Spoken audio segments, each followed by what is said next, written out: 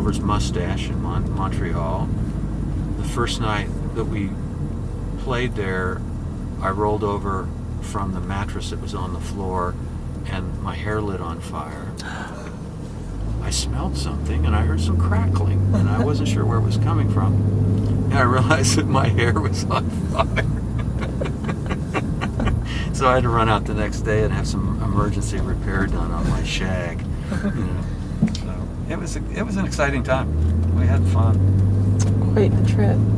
So the Wackers weren't around together for all that long. How long was it? I think years? 3.5 years. 3.5 years. Yeah. Went quick, but we also got a lot done, I think, in that period of time. Played with a lot of great people and built a pretty good audience and made 4 albums. The 4th one was never released, but as of yet. But Who were some of the highlights of who you played with?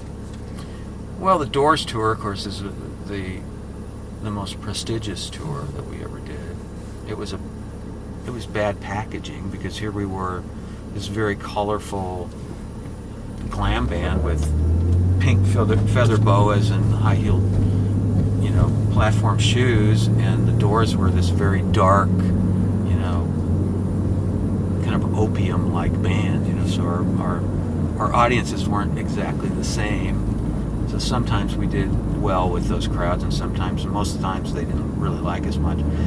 The gig that I remember the most, that was the most traumatic, was when we opened for Procol. We opened for Procol Harum in Quebec City.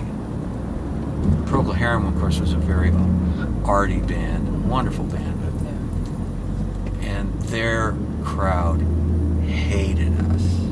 They threw bottles at us. I mean, we literally had to escape the stage under a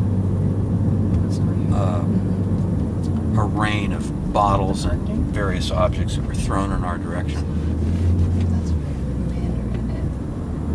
Sorry, this is... Oh, sorry. And then the last big tour we did was with Alice Cooper, and that was kind of fun. That was a kind of fun tour. We did 4 or 5, maybe 6 dates with him, and that was kind of a cool... Oh my God. Yeah, we almost died. We almost got broadsided. We totally almost did. That guy shouldn't have That guy was not shy about, about totally running a red light. light. Yeah. Neither was I, though. There you go. There's no snowstorm, but it's always an adventure driving. I think I can get into the parking lot there. But we were headliner. Oh, well, we played Place des Arts with the Ventures. That was an interesting show because we did our whole the show that we had done at the Westport Playhouse, which was the show where we levitated onto the stage for our opening, and in a shower of glitter that went through these lights that literally made us look like we appeared like in Star Trek. And here, the closer of the show were this instrumental surf band. We just stood there and played their, Fender Jaguars, and sure, their music was great, but we kind of blown the people away by the time they came on. They were 20 years older than we were, so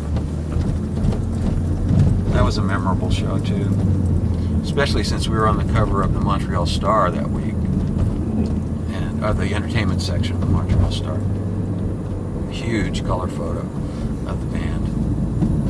We were kind of reaching our apex in terms of public recognition in Quebec, and that was a cool thing. We used to have girls camping out in our front yards, begging to empty our ashtrays and do our dishes, and Sounds we quite were a nice. small town. I mean, little minnows thought we were big fish in a small pond. So what was the reason it came to an end? Well, I left the band because we couldn't get another record deal. This manager of ours, Norman Schwartz, had offended David Geffen on the telephone. Jack Holzman had left us with a 7-album commitment, took care of us. When he left the company, Jack was the founder of Elektra Records and a dear friend, and David Geffen was just looking for an excuse to drop every act that he hadn't signed himself, and our manager gave him the excuse, and the crack legal department of Elektra found a way to cut us loose, and in the process we developed a reputation as malcontents, and no other label would touch us. And I was eager to do something on my own, and so I'd produced a little session of an original song called Don't You Worry, and very, very different from the Wackers, much more like a kind of Todd Rundgren meets Paul Simon sort of thing. And I got a deal with Andre Perry's little burgeoning record company called Good Noise, and I left the Wackers, and I told them I was going to be leaving, and we did some farewell shows, and right after I left, Ernie moved back to California, and Cooch and Bob tried to kind of resume the band, but they ended up merging with Silver as the Dudes, or Dudes, I guess it was called. And by then I'd already moved back to California with Melanie, so it was my fault. We